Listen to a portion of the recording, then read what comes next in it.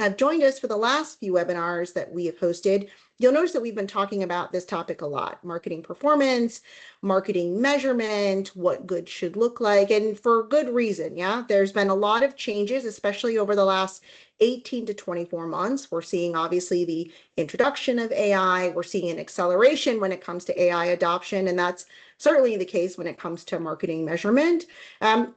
That doesn't necessarily mean that the foundational elements don't apply. And so we're going to talk a lot about that here today. We'll talk about why a lot of your traditional or historical marketing measurement models typically fail. We'll talk about what good should look like. We'll get into the role of AI when it comes to marketing measurement. And then we'll round out our time together talking about just a practical path forward, how to build that value measurement framework in a way that's going to make sure that you're tying your marketing efforts to measurable revenue outcomes.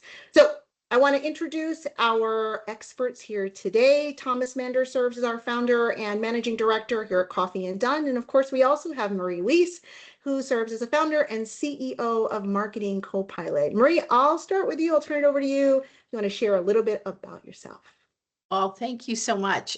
This is a great topic, and I'm excited to dig into it because a lot has changed. But as you said, a lot has stayed the same. Yes. And I like to say that I'm not a marketing expert. I'm an experienced tester.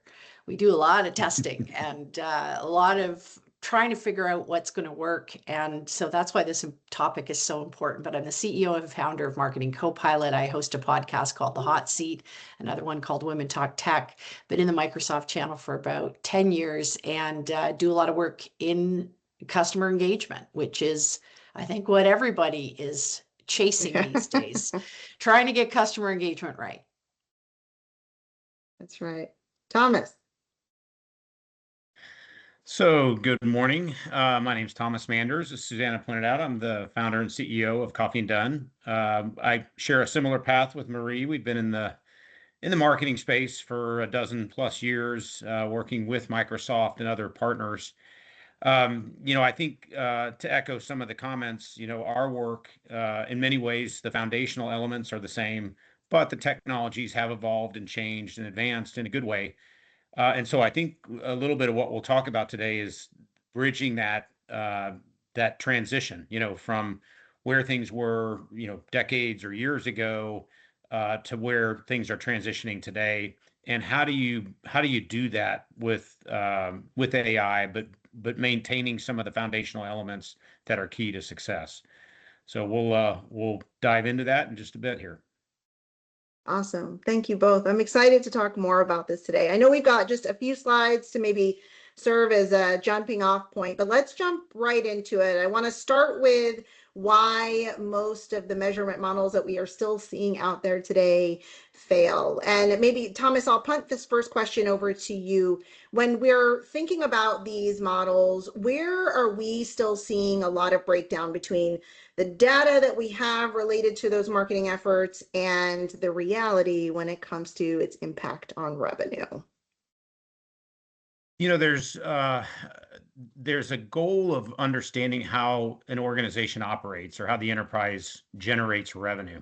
And I think for many of our clients, the folks we work with, they're trying to overcome the silos that exist in their enterprise. And what happens is there's maybe not a full understanding of how the enterprise generates revenue, and what role each silo, as it exists today, maybe contributes to that process. And so what we advocate and what we typically are trying to overcome in terms of breakdowns is those silos, that lack of understanding, a lack of understanding of who the customer is, what, the ICP that you hear a lot about, ideal customer profile, but also how the customer buys from the enterprise, that buying journey. And when I say journey, it's not necessarily a linear journey. And in fact, today, it really isn't a linear journey. It tends to be a number of touch points. In B2B, it's typically more than a dozen. And so it starts first and foremost with understanding how the enterprise generates revenue in each of the steps involved. If you don't have that, that's where you start to see measurement breakdowns, because you're not sure what to measure, when to measure, how to measure, what to measure. And so, I think we're going to talk a bit about how you build that foundation so that the data that's captured can be used and tied to the revenue reality, as we've coined it here. Marie, are you seeing a similar pattern with your clients, and that it's really just the starting point is still, they're still not getting it right at the start, and that's just kind of having that trickle down effect? Or where are you seeing the breakdown? Well, I want to come back to a point that Thomas just made about silos. And I think that if you think about how a marketing department or a marketing team is organized in an enterprise or an SMB company, oftentimes you have somebody who's the senior leader who's responsible for the strategy. And the strategy may or may not be tied to where their organization is actually making money, as Thomas pointed out. Then that marketing lead or that marketing leader says, I'm going to go hire a bunch of people who have functional areas within the organization. Maybe I hire somebody in social media. Maybe I hire someone to do content. Maybe I hire somebody who's responsible for brand. And now each of those people are not just siloed within the marketing team, they're siloed within their functional areas. And they're going to look at metrics that they're going to get measured on with respect to their own contribution to the organization. And that's supposedly going to roll up to where the marketing leader is going to get measured, or where the marketing leader is tracking success. And already you're starting to see a disjointed patchwork of data and metrics and information that is likely not informing the business. It's likely just sitting there to prove marketing works as opposed to informing decisions. And I think that's the biggest mistake organizations have made. And I think that we're starting to see huge flaws and holes in that attribution model because let's face it, time on page on a website or how many people hit your website, if there isn't active conversion metrics and a defined buyer journey on the website, who cares how many people hit it? Especially when most companies are only knowing less than 10% of what the traffic actually was and who they were, and if they were qualified buyers. So I think it's starting to fall apart. Some of these metrics that mattered to us as marketers 10 years ago, when we didn't have better tools at our disposal. And yes, we're clinging to those metrics that we shouldn't be clinging to. We should be looking at a whole new way to measure marketing. Yeah, so you talk a bit about, you gave some really good examples, I think, on some of those metrics. And we know about the typical kind of vanity metrics that we often hear about. I think anytime that we hear something like, oh, the email opens or email clicks, and there's a little bit of cringe. And it's not, again, to say that they don't have their place, but I think we're still seeing a lot of those vanity metrics. What other types of metrics, Marie, do you think organizations are still kind of clinging to, or where do you think some of those metrics are still persisting? Well, I want to talk specifically about email as an example. I listened to a lot of CEOs argue in the last quarter of last year about marketing automation systems that were failing them because the metrics weren't correct. For example, email filtering and spam filtering and the way we view opens now is so suspect in a system. That's where you really want smart people like yourselves to be helping people within their systems to see, is this information, is this data correct? How does it map back to what's in the CRM? So I think that's the first thing we've got to be careful of. But the second thing is, I personally believe, and can argue with me on this point, that social media led us down a bad path. Social media is the king or queen, however you want to phrase it, of vanity metrics that led us down a bad path. And it was all about volume. It was all about how many followers, how many likes, how many this, how many that. And at the end of the day, if there is nobody there that you're actually engaging with and creating some kind of a relationship with, the whole idea of social media was to be social, not just to broadcast. And those are the metrics that I think are killing marketers the most right now. They're not digging into those to say, who's actually connecting with me and leaving a post? How many comments have I left on somebody's feed where we know they're our ideal customer profile and I've offered advice or help in an area that we're good at? Marketing needs to be leading the charge on all of that, and not just looking at volume and what I call vanity metrics and have for years. I don't care how many likes or followers, if it's not moving the needle on sales qualified leads and sales conversations, it doesn't really matter. Yeah, I think that's a fair point. Not just, I think social media maybe exacerbated it, but I mean, we saw it even pre-digital, right? Circulation numbers or impressions. And it's like, okay, that's great. How does that actually convert, right? So I think you're right on the money in that social media definitely took a problem and really put it center stage when it comes to maybe depending on some of those vanity metrics. So Thomas, I'll maybe punt this one then over to you. Marie's talked a lot about, the different kind of people that will make up a given marketing organization and how that maybe a asymmetry even will tend to play a role when it comes to marketing measurement. Where are you seeing that in terms of, is it technology? Is it the org design? Is it just mindset? Where else are you seeing some of the failures when it comes to the measurement model? I think the technology is a prerequisite. I mean, the reality is there's great technologies out there today that do provide measurement that we didn't have years ago. But I do think the more important element of this is mindset. It's not that measuring impressions or leads or page visits and things like that are necessarily wrong. The problem is if you don't correlate them with the buying journey, then you start to lose track of what's actually valuable to you. So if I can sort of lay out this what I'm calling the buying journey, but really the steps that a customer would go through to buy your product or service. What I'm able to do is now with these different technologies are those steps than I could in the past, and I can start to correlate them to a path that I've defined. And then what happens, I think we'll get into AI in a bit here, but AI can actually look at many more patterns or many more incidences of that pattern and start to help you figure out what the correlations are between success and failure as it relates to customers buying your service or product or not buying your service and product. And so to me, the big change is the mindset, which is breaking down the silos, identifying the foundational elements, and then correlating your data to those elements in a way that helps you figure out and continue to iterate and improve your process, your communication, and the tactics you use to actually drive more ICP leads. And so that's, I think it's sort of a recategorization of a lot of the data you gather today. Some of it may not be as relevant as it was, but others, it's more contextualizing it in a different way.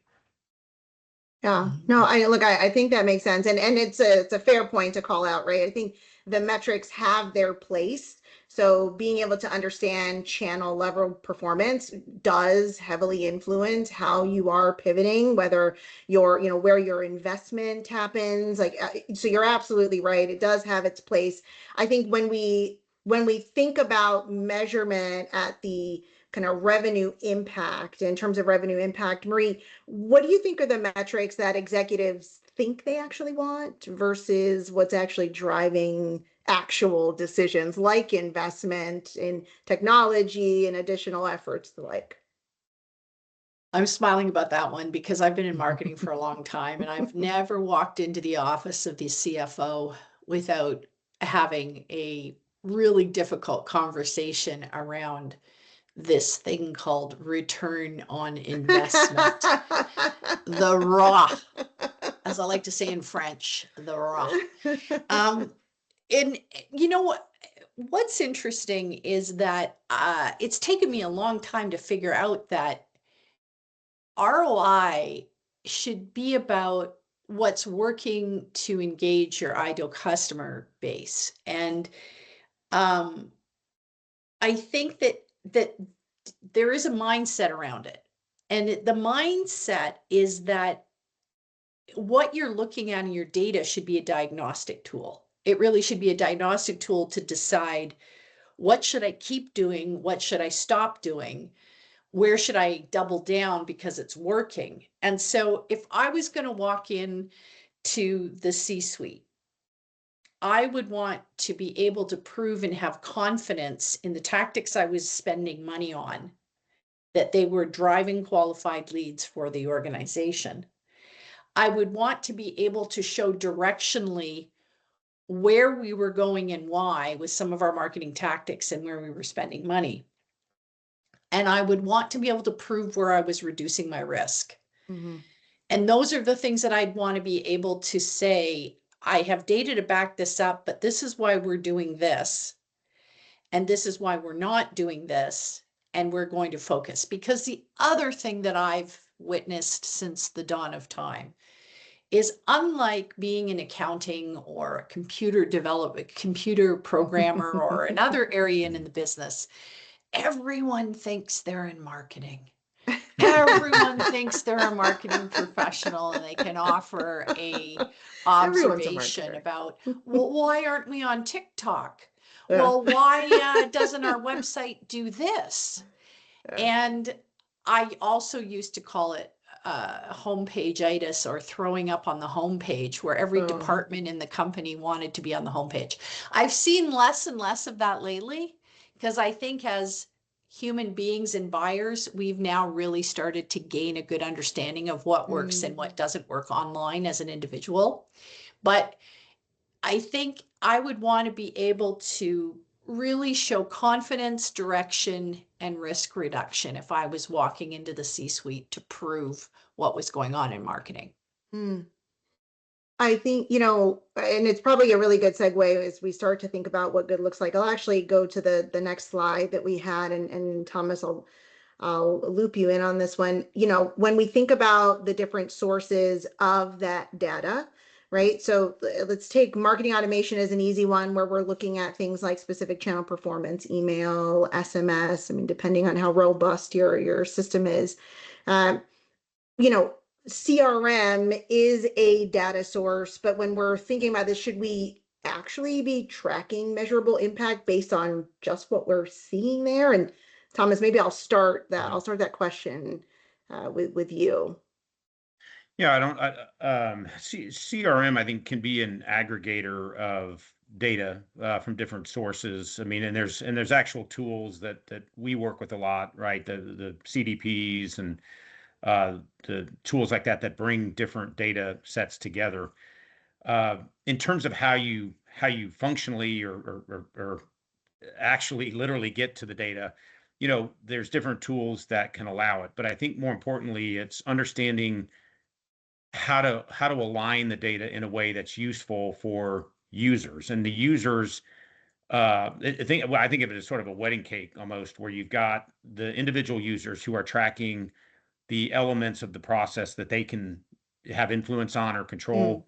That social media manager that Marie mentioned, an email person, an event coordinator, they all have individual job roles, and there's performance measures associated with those job roles.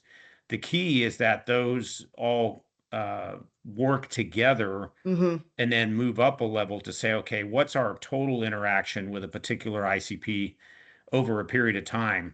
And now I can look at it holistically across those different channels and start to see the interactions at an individual customer level. And then I can go up and say, I want to look across all of my customers. And so now I'm a department leader or even a C-level executive. And so I can see a different set of measures that help me aggregate individual interactions to groups of customers and ultimately align around different product families, or, if I'm managing multiple divisions, how they roll up to a division. And so what you see on this slide here is trying to reflect that there's different dimensions that go into measurement. It's by role, increasing levels of responsibility. It's by time phase. So you see, like on the left side of this block, weekly, monthly, quarterly, annual. Again, it's rolling up to those different levels. And I think the key is when I mentioned mindset before, it's actually trying to make sure that you align measures to the appropriate resource, appropriate time frame, an appropriate, maybe product family or division, again, products or service that you're selling, and looking for ways to make sure that the measures that you're capturing at the lowest level actually feed into the higher level measurements. Because if they don't, then they are irrelevant or, really not worth investment. And so I know that's a very long-winded explanation. But I do think the framing of this is what's important. Once you've framed it, then defining or determining which tools you need becomes much easier. Marie, what are you seeing? Well, we've entered, you mentioned it at the very beginning, Susanna, we've entered this new world of AI. And I think one of the challenges that organizations have had with CRM systems and with tracking some of the information required to do proper attribution and measurement means that we're looking sort of backwards at a point in time, right? We're looking at data that's been entered previously. It's not forward looking, and we're not using it as much as a diagnostic tool. And I think the promise of AI is to allow us to model for the future and not just be looking in the past. And I think organizations that approach it from that perspective are going to win. So for example, you're starting to see people talk more about a marketing motion. So perhaps it's a theme or content that they're putting out in the marketplace. And instead of just saying, here's how email performed, here's how social performed, they're looking at that motion and they're looking at the win rate lift in conjunction with the exposure that got created with that motion. And that's, I think, where people want to use these tools to be more forward looking. I think you've mentioned this before, Susanna, which I think is a brilliant observation around pipeline velocity. Can we affect getting deals closed faster because of what we've done in marketing? And again, that's not necessarily going to come out super cleanly from the CRM on a dashboard. You're going to have to really think through all the various pieces that you're going to have to use to measure that, and then perhaps build that dashboard, whether you're doing that in Power BI or something you're putting on top of the CRM. But at the end of the day, you have to think that through. And the other thing I would say is when sales are down in an organization, marketing and I would argue also the HR department is a lonely place to be, because they're often the last people hired in an organization and the first people fired when you're cutting budgets and times are tight. And therefore marketers have felt, again, back to this idea of silos, very lonely. But when a marketer ties themselves to the sales team and works really actively with the sales leaders to look at what's happening in the pipeline, the pipeline velocity, how things are closing, where things are closing, why things are closing. And it's never been easier than it is today, for example, to run AI tools across data to say, these are the sales conversations that are driving the most velocity in the pipeline. How do we create a motion around that and scale it for the outside world? And I think that's where marketers traditionally haven't thought in those ways. And those are what marketers have to do. They have to change their thinking, and they have to change the way they get the organization on board. Because there is now information sitting in different pockets across the company that marketers should actively be using. And it comes back to good data. It comes back to that model. It comes back to the model you're showing here. But this can't become a reality if people aren't thinking in those ways. I think part of that shift in mindset is getting away from the idea that marketing does not play a role throughout the entire life cycle.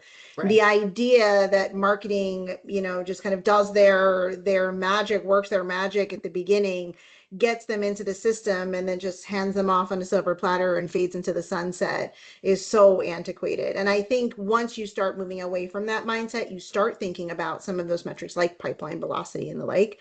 I think that just becomes a more natural part of the marketer's kind of lexicon.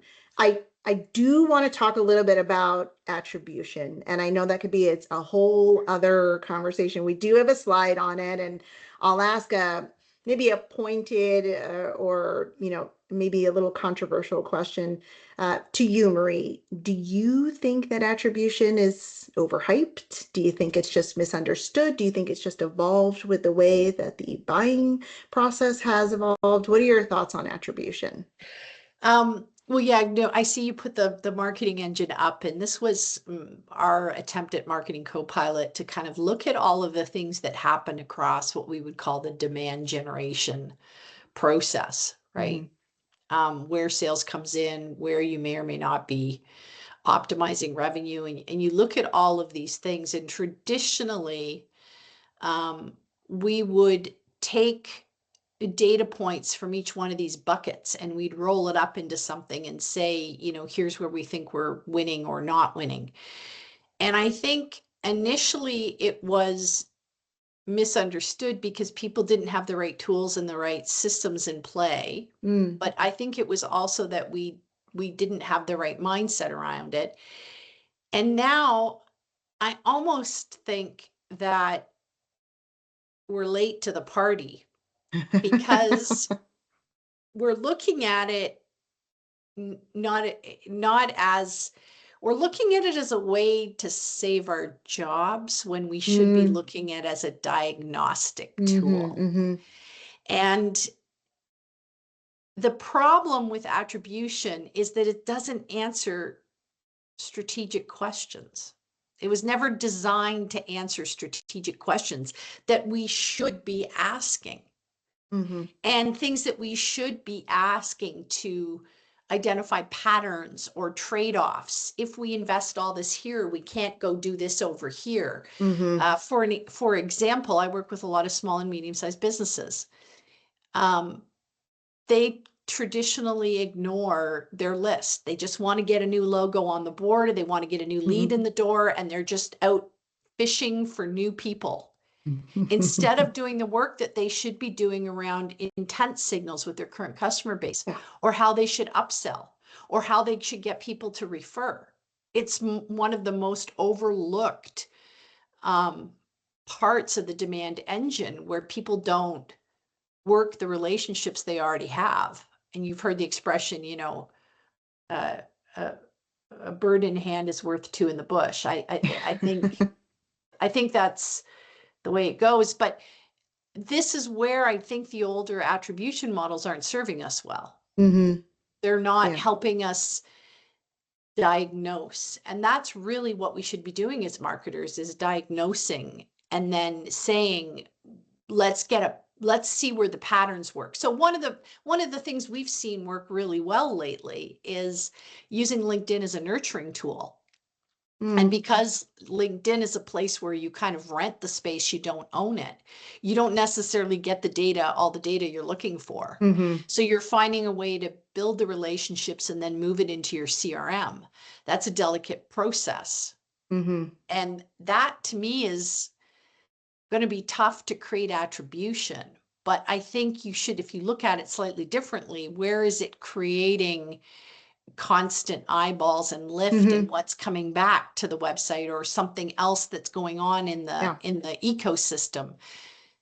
I don't think attribution serves us well anymore in that area. Yeah. And it's funny you mentioned LinkedIn in particular. I think even, we at Coffee and Done are even seeing a change in the traffic that we are getting, some of it, just a lot of that. And, look, it's not a bad thing, but LinkedIn, turning into basically another search engine in some ways, right? And making those posts like public now and actually getting those crawled, I think is also, maybe playing a role in that as well.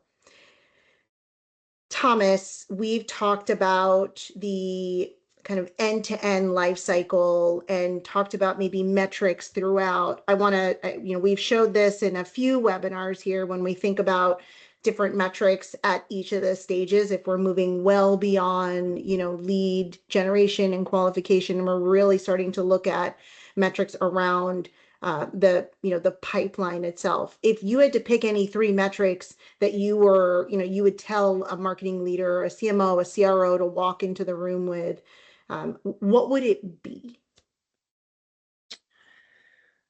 Yeah, I'm putting you a little bit on the spot here. Yeah, I was gonna say that's a little bit of a tough question. Let me go forward for a second. Sure.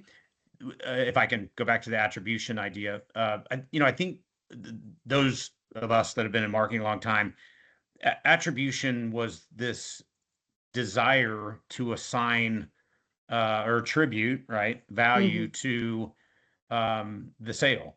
And that would, and the constant debate was between marketing and sales, the marketing team saying, hey, it was our ad that generated that lead and interest, and sales saying it was the charisma of our sales guy, or Riz, I guess I have to call it now. Oh, no. But the reality is it was somewhere in between, and frankly, quite a few other touch points. And again, not to beat it to death, but today's buying journey has a dozen or more steps. Yeah. Any and all of which could be relevant. And that's where I think AI starts to come into play here is if we can track those dozen or more touch points and start to do statistical analysis on which of those touch points or the preponderance of touch points lead to a successful sale versus a loss, then you can start to, go back to kind of the purest intent of attribution. Is to say, okay, what actually is moving the meter to drive sales? And that's where we should invest. And so it becomes the analysis that drives an investment strategy. As it relates to your question, Susanna, here, first, this model, I think many people are probably familiar with the bow tie from Winning by Design. I think the emphasis here is that the initial sale is not the end of the process. In fact, it may even be the beginning, right? It's an initial engagement with a new customer who we now want to have a successful and long-term relationship with, whether that's for ongoing service or cross-sell of products and services, and ultimately expansion. And so, when we look at this, we try to take a full view from start to end here, all the way through expansion, lead generation through expansion. And so the key measures to me are around, again, defining leads that are ICP focused. And by the way, the ICP is iterative, right? It evolves over time. The more data you have can help inform the ICP, tighten it up, shape it, eliminate aspects, or increase, the focus on certain aspects of the ICP. So that's, I think part of it is at the front end of the funnel is how do I generate more ICP leads? The second is, I think you hit on a big one, Susanna, earlier, sales velocity or conversion velocity, is how quickly am I moving a potential buyer to a ready buyer and ultimately a buyer. And then I think retention rate or expansion rate, depending on kind of what your business actually does, I think that's a key metric. So I can see all that effort that I'm going through to generate leads, to as fast as possible convert those leads, but then to repeat or have recurring purchase or expansion purchase, cross-sell, upsell. That to me is kind of the three key metrics that I think would drive how I orchestrate my model. I'm sure that's debatable, but that's kind of the highest level view. So. Well, Maria, I want to get your thoughts on it. And I think you may have identified some of the metrics a little earlier, but if you had to tell a marketing leader, tell a CMO, CRO to walk into an next meet, what are the three metrics that you would want them to focus on? I think first and foremost, I would want to be able to identify how marketing changes buyer behavior or drives buyer behavior, how it drives engagement with that ICP in a negative or a positive way, either one. So that would be the first thing I'd want.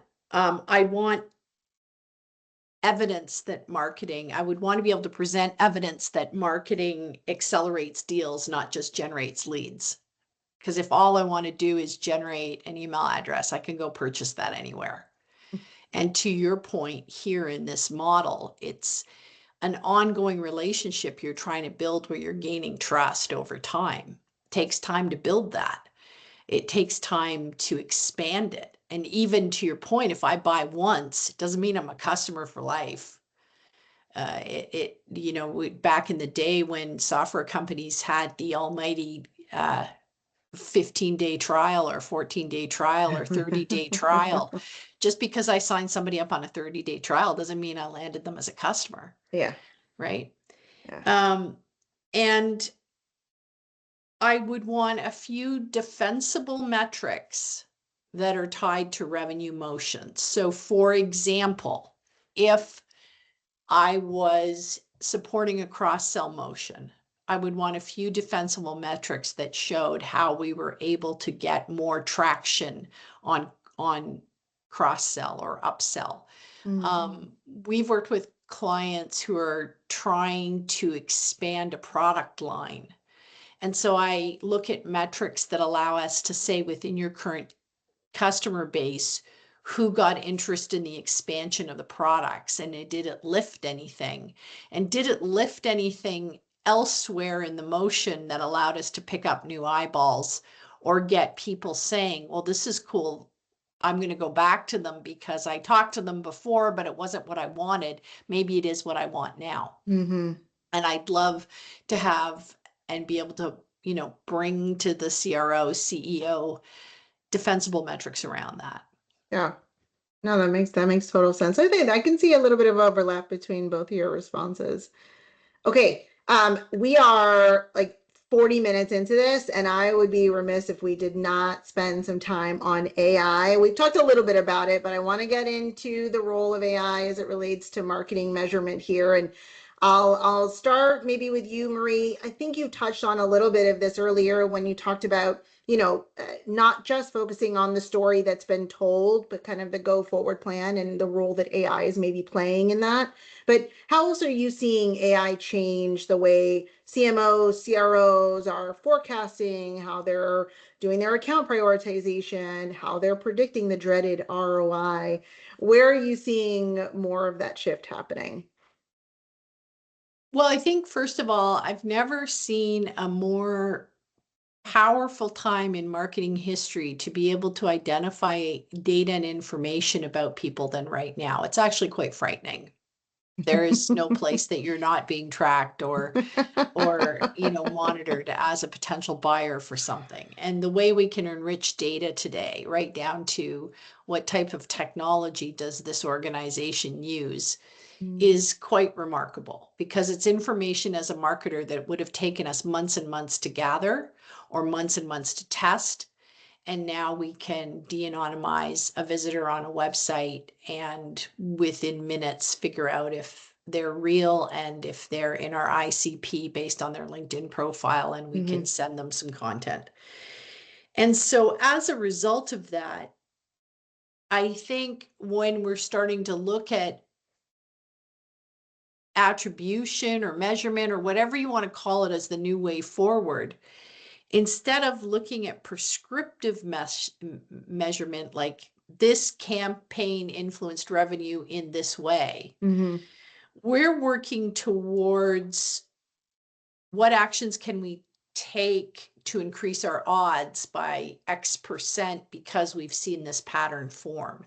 And so it's not so much a crystal ball, although you do sort of want to look in the future and say, where can I influence? And we've seen some interesting things happen even within how answer engines provide answers. And so we've done some work on building a couple of agents to see if we can't leapfrog forward and view the crystal ball.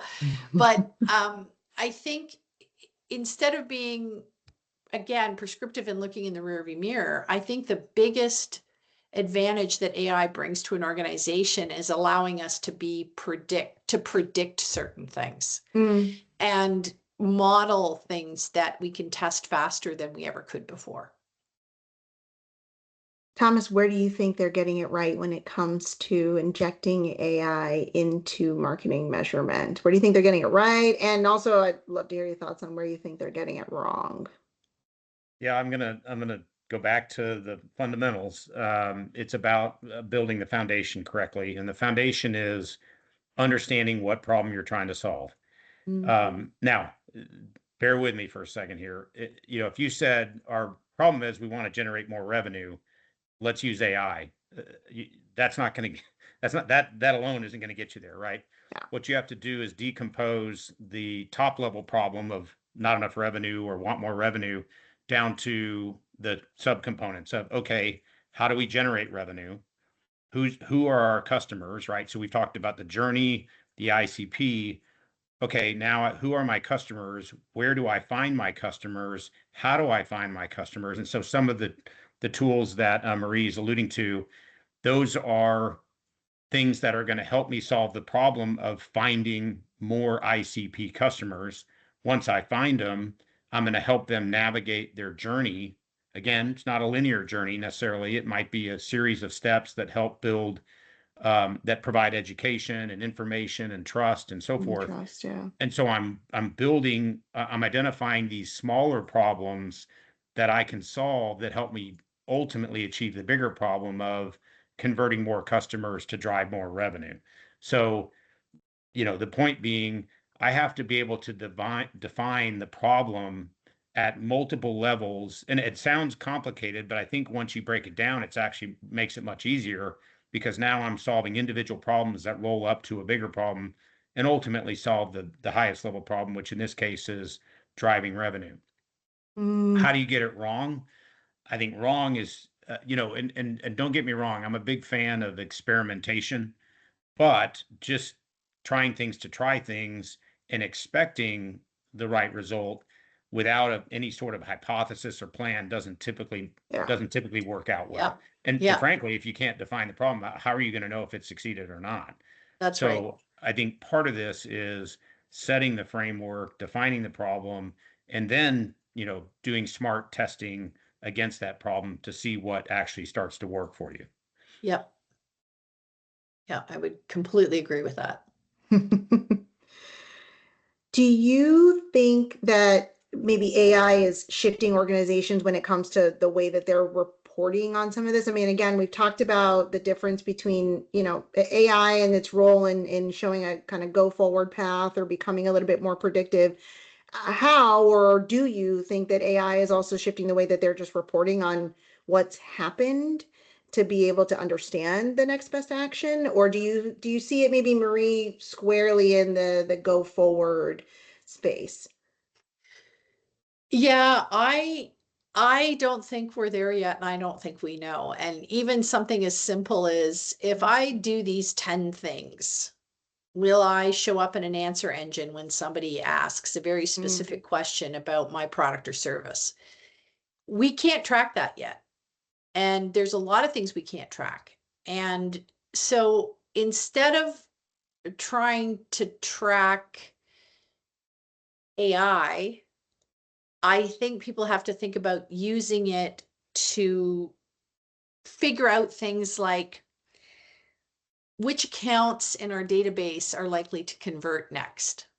Where can I use AI to model something and figure that out? So it's small little shifts we're making. And to think that it's going to be this big, huge new way of doing things or moving forward is erroneous. I don't think we're there yet. And I don't even know that we want to get there. I think we want to take these little steps and these little bets. And to Thomas's point, what are we really solving for? Let's all get clear on that and then go figure that out within, where we're at. And what I've seen AI do is uncover faster than ever before where our data is really bad. I think you can uncover pretty darn fast when you go try to do something. Oh, we weren't tracking this attribute. That's not good. Why didn't we have the job titles in the database? Yeah. I've seen that happen, right? So I think that to think it's a magic bullet is erroneous. I don't think that it's not a magic bullet, but it definitely supports us to get to a hypothesis faster and understanding faster and get us to where we need to be faster than we've ever been able to get there before. But I still think it's so in its infancy, and there's just so many things that I'm seeing new tools come online, and then I kind of shake my head and say, that's not really gonna do what we want, what we think it's gonna do. And then I see somebody come up with something else, and it's a Yeah. little bit like if you think back to the days, if you're as old as I am, and you think back to the days when software as a service came online, as an example, it took a long time for that market to tip, or mobile to tip, and people are saying it's tipping faster than anything we've ever seen. Sure, it's still going to take human beings time to go through that trial and error and catch up and use it the way it should be used. And we're in an exciting time. We're right there in the thick of it right now. Yeah, but it doesn't sound like it's necessarily changed the whole garbage in, garbage out, though. Right. So yeah, I think you're hitting the nail on the head. Thomas, what are your thoughts? Yeah, this is probably unsavory to say, Marie, but I am as old as you are. So I've seen it all as well. With experience comes wisdom, or certainly can. The reality is we've been forecasting, you talk about predictive models and all that stuff. We've been forecasting for decades, right? And what a real life experience, and a few of us, Marie, at least you and I are probably sitting in, is the weather forecast, right? This last few days has been this Arctic blast and all that stuff. They've been forecasting weather for decades, but the forecasts now are much, much, much better, right? Much more precise, much more accurate to location and time and all that stuff.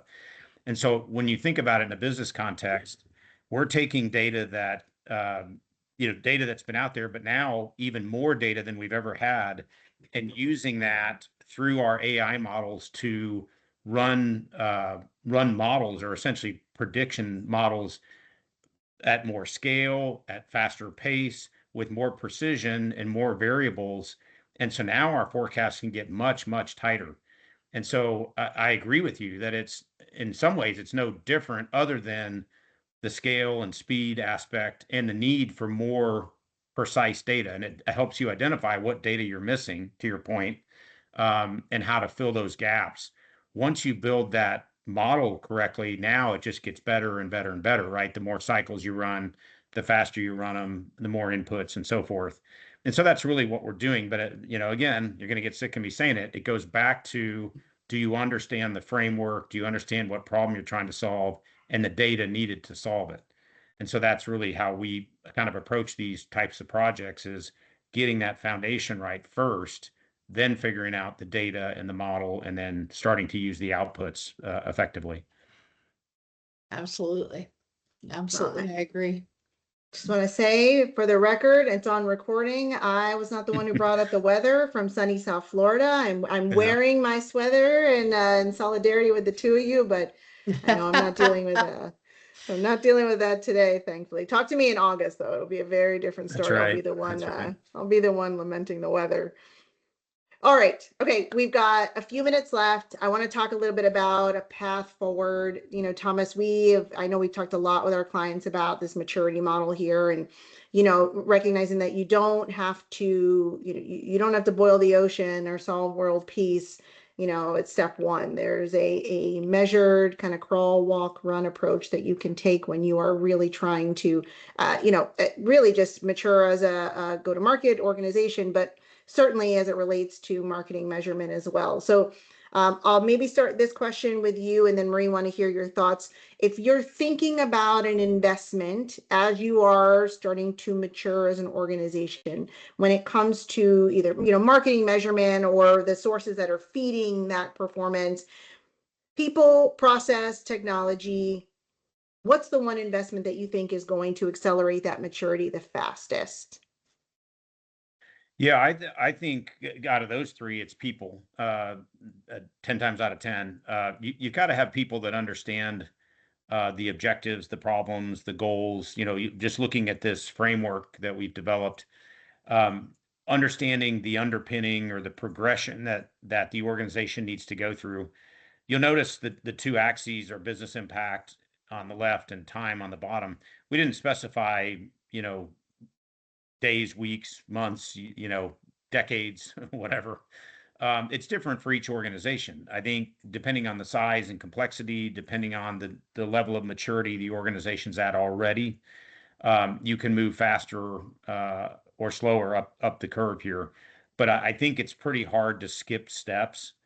And so I'm not expecting everyone to have read this whole slide here, but essentially the progression is moving from kind of departmental to cross-departmental to organizational, and then sort of layering in technology that's connects the different functional departments, that connects channels, that aggregates that data into usable data that can feed an AI system, which is where you get to in the top, at the multi-moment and autonomous levels, top right. So just to circle back, so the answer to the question in my mind is, while it's all the above, you need process, you need strategy, you need data, you need technology. I think you got to have people that understand how to assemble those components into a functional model. And so I would suggest that start with people, make sure you have people that understand the framework. Maria, what are your thoughts? I'm going to go back to what I said earlier, that for me, in any organization I've been a part of, when the marketing team can show how marketing changes buyer behavior and accelerates deals, that's when things are going really well. And even if you do that manually, those are the things that are going to matter the most. So for me, in these boxes, the one that I think is the best, and it does sort of speak to Thomas's point about people, is connected.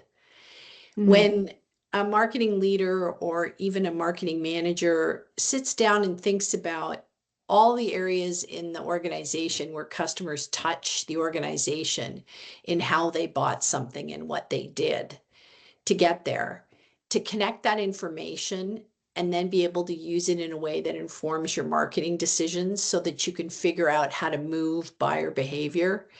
I do believe that is where the opportunity is for AI going forward, how we model things, how we build things. But it's when people come together and they're connected in that moment. And I don't even know that I want to get to the point where it's autonomous, to be honest. I don't think there's such a thing. And the reason I believe there's no such thing is because human beings change over time. They're unpredictable. And the way somebody buys something today could be completely different to how they buy something 6 months from now or in a year. And there's never going to be a point where you set it and forget it. You can bring insights forward, but it's that middle piece there of being connected. Having people across departments understand what drives buyer behavior, having marketing understand how to affect it, and then layering on the things that you're going to need to be able to show how marketing accelerates a deal. If I had to go into 2026 wanting to solve one problem, it would be to look at all the things in my toolkit and think, how did that help accelerate a deal? And if something didn't, I could toss it and get rid of it. I used to hear CMOs say to me, I know 50% of my marketing's working, I just don't know which 50%. And that's really, at the end of the day, the problem we should all be trying to solve. Yeah, I love it. I love it. All right. One final question. I'll put both of you on the spot before we wrap. So you've got a CMO, a CRO, they're walking into the room. They need defensible ROI. What should they be bringing into the room? Marie, I'll start with you.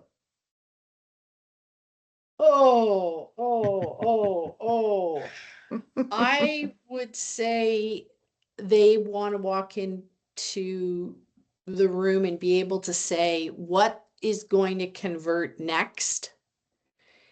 And what spend could we do right now to change an outcome? And then that would lead to what signals do we need to know in order to get to both of those things. That's what I'd want to walk into the room and be able to talk about. All right, Thomas. Yeah, I'm glad you started with Marie on that one.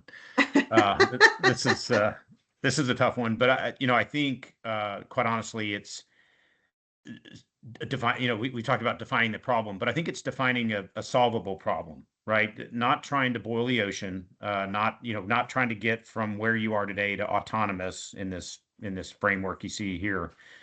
It's starting with a smaller, solvable problem to show progress, to show a return on that investment, and then build on that over time, right? Expand to the next problem and continue to emerge, to use the terms here, to emerge and then connect and ultimately kind of build the entire framework where it is delivering full ROI at an enterprise level, revenue growth kind of level. But you're not going to do that step one, day one. So define the problem narrowly, solve that problem, and then move to the next. And oh, by the way, learn from the process, whether it's good or bad. Capture those learnings and apply those to the next cycle, and just keep running through more and more grandiose cycles until you get to the kind of top level objectives. I love it. All right, well, listen, thank you both for joining us. I think this was a great discussion today. We do have a few resources I mentioned at the start of our time together. Obviously, we've got articles on marketing measurement, performance, and so much more on the blog. Definitely check that out. We do have a white paper and we've got a cheat sheet available to you on exactly what we've covered today. So how to be able to connect marketing to that measurable revenue impact. Definitely check out the white paper, and if you're pressed for time, grab that cheat sheet. Both are available for you today. And then look, we are open and ready to have some conversation. So don't hesitate to book some time with us. We'd love to sit down with you, go through an envisioning session, understand the problems that you are trying to solve, and how Coffee and Done and Marketing Copilot could help. So Marie, Thomas, thank you again for your time. This has been really great. I appreciate you jumping on and talking about all things marketing measurement today. Thank you. Thanks, Susanna. It's been great. Thanks very much, everyone.